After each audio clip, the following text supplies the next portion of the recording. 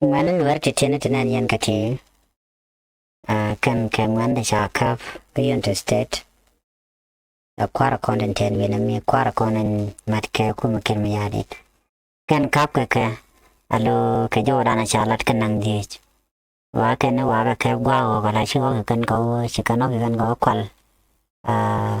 ka jan wara ba mone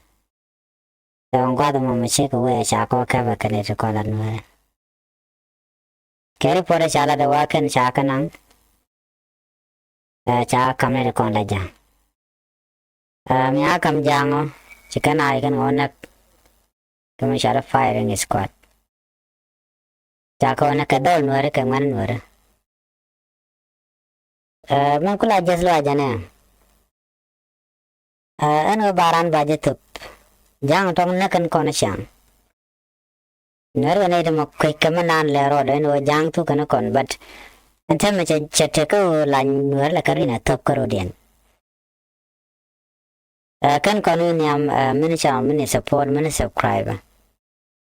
ko gor kono bana mandan le roda bana jalen ko subscribe ko channel ko ya support non ena me to ena shikane din content lanware shikan dol digana ka me na ka ba wa digana kamne ko la jang to aga cho barni amne ne dial dia je barka jang ke gua barkan gatano ne mere phone me jeng me chala ne mi se thoga chaling ne dia ano banwar bakanak tinwar ko de gaten kala gore no and family la jala kel kon war ko kon family mete mena kon la gore no kon tarabana jangach ano chine kon chikano kano kantong mi da jagre kamla kano kono kolashang kana kan kon mishin warshi gala bom shi gala we wo garen mai kam kok de la lo ne ka jong mi sha ga je go shi kana len kana ga je kala kana nan ne shang ka cha ngwa ka bo lo jok ka me jaga mi jag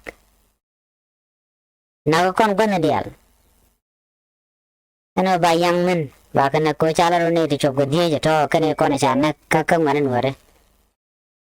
ti cha ka va kan report be report je ga long